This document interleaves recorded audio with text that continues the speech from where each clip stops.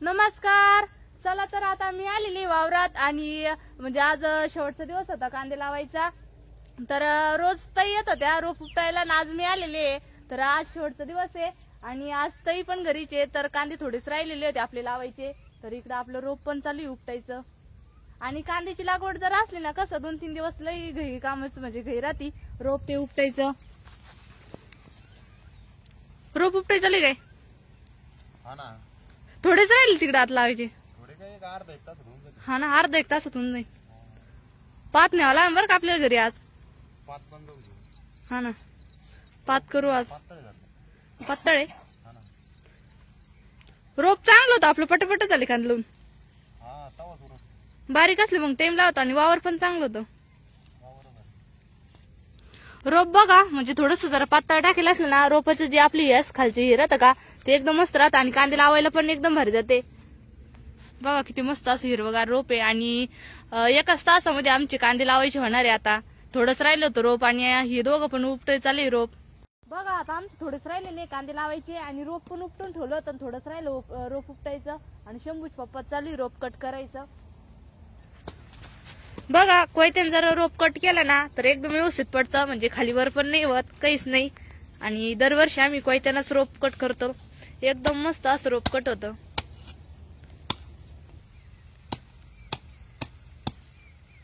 कांदीच पात घेतली का आपल्याला? नाही ना, घ्यायची ना. मग ती कोयत्यानं नाही ना भरण पात माती ना हातानं मुरगडून घेण्याची. पिरगडून हातानाच घ्यावं लागेल. हा धरा मग मी पिरगळी ते नंतर उपटी ती एवढं 1 कॅरेट नेलं भाऊ ना. आज आता संध्याकाळीच करला पात आहे की संध्याकाळी करून मस्त बाजरीची भाकरी आणि कांद्याची पात. लयदीची खाल्ली नव्हती. लय दिवसापासून खाल्ली नव्हती. हा ना, हे बघा अशा हाताने घेते म्हणजे माती पण नाही यायची माती पण नाही ना. आणि कवळी कवळी आपली कांद्याची पात. आज लय लवकर आलो हो. लवकर म्हणजे बिहार लय लवकर येते ना. हा ना, 7 वाजताच वावरात येते. कांदे लावून नाही आता 11 वाजेच्या आधीच कांदे लावून होईन आज. थोडे राहिले आता. हा बस होईल की एवढी. पाहिजे तो अंदाज मला काय माहिती.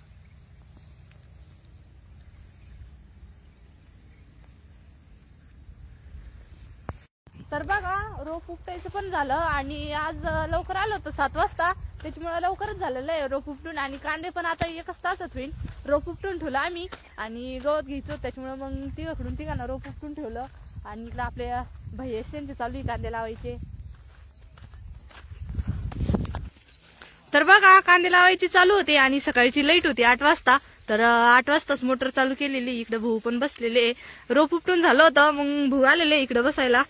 आणि 2-3च कॅरेट रोप राहिलेलं आहे त्याच्यामुळे काय अर्ध्या तासात कांदे लावून होईल. तर कांद्याची लागवड एकदम भारी झालेली आपली आणि कांदे पण व्यवस्थित लावलेले या भाभिंदींनी.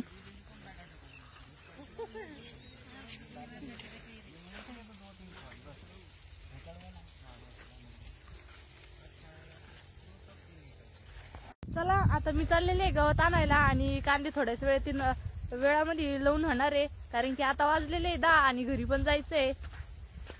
तर घरी जाऊन मस्तपैकी शब्दांना ते करू आपण, कारण की आज चतुर्थी आहे. तर उपवास आहे आज.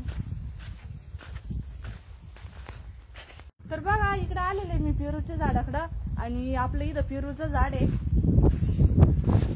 बघा किती मोठं असं म्हणजे पेरू झाड आहे आणि पेरू पण किती लागलेले आहे त्याला. आज चतुर्थी होती म्हणलं चला उपवासाचे पेरू घेऊन जाऊ उपवासाला. तर पोरं पण खातील आणि मम्मी त्यांना पण घेऊन जाते. हा ना, ते झाड पडलं अहो खाली इकडं. वजन लय झालं त्याला पेरूचं. आणि पेरू पान किती त्याला. ओ मोठं बरं का तसं. हे पहा किती पेरू आहे. हा गाबोळे पण झाले पेरू पण लई. घ्या ना चला ना मग पोरांना.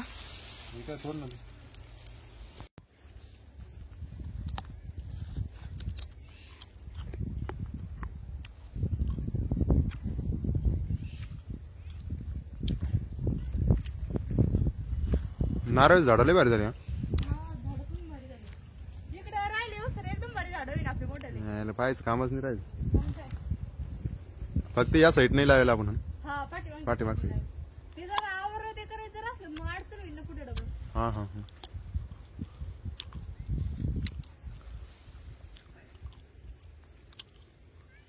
बघा मी आत्ताच घरी आले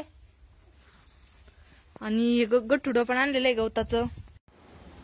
चला आता आलेले घरामध्ये आणि ते इथं बघू काय चाललेलं आहे.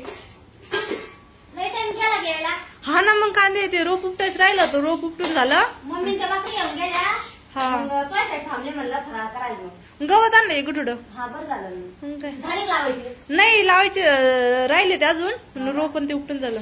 चाल मग फराळ घेऊ करून लई टाइम झाला. लई टेन झाला फराळाचं. ती पेरू आणलीत पण तिथंच राहिली, तोडून ठेवले. हा. तिथं कांद्याची पात आणली तिथून भाजीला संध्याकाळी येणार घेऊन ये. हा म्हणली मग काय मी काय करते, त्याच्यात दुपारी खाता येईल. हा मग काय थोडी रशी केली हा ना. म्हणलं मग बरं राहील जरा. हा झाले बाई फायनल कांदे आज. हा ना मग काय बरं झालं. 2-4 दिवस फोन लई गोंधळ होता बाई सारखं मग तेच काय तेच तेच. आणि आज किती लवकर गेलो त्यासाठी. बरं झालं मग. मग काय चला घेऊ लगेच खाऊन. हा मग काय. या सगळेजण फराळाचं खायला. आणि आज चतुर्थी आहे म्हणलं मग चला आम्हाला तिघींना उपवास आहे. बाकीच्यांसाठी म्हणजे केलं होतं भाजी पोळी. तर या सगळेजण मस्त फराळ करायला. लगेच समज शंभून बाहेर खेळू राहिले ना. गायला गवत आणि ते टाका लागून गवत आणलं.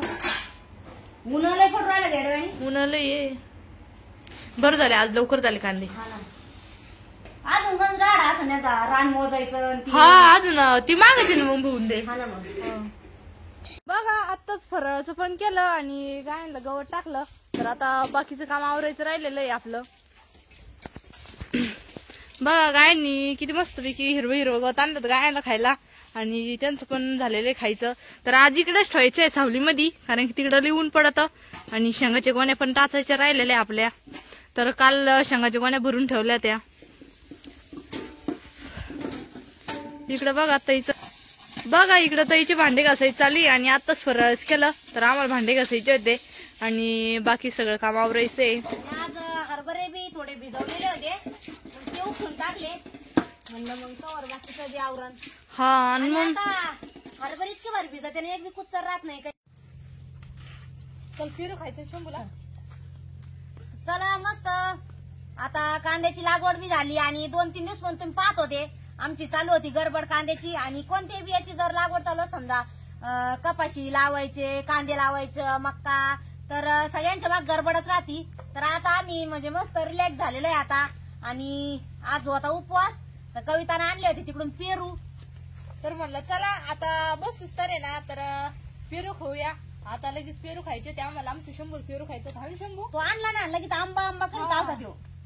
चल पेरू खायचं. म्हणलं मस्त मीठ लावून खाऊया पेरू आता. चला आणि असं म्हणजे पेरू ते खायची मजा फक्त कधीतरी अशी निवंत असलो का लई मजा येते पेरू खायला. काम चालू असल्यावर नाही राहत ना ग मग एवढं टाइम. शंभू देते बरं का. घ्या हो. घ्या ना तुम्हाला सोनपापडी बोला ना कविता. सोन्या तिने खायची पाव. चाल बाई चाल पेरू खायला. बोलायला भूक लागली वाटतं. मला भूक लय लागली. उपवास आहे मला आज.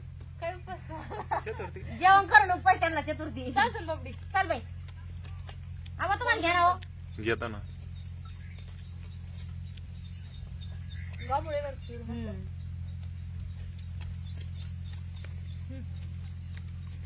त्याला गेला मिटला जाऊ. लावलं ना.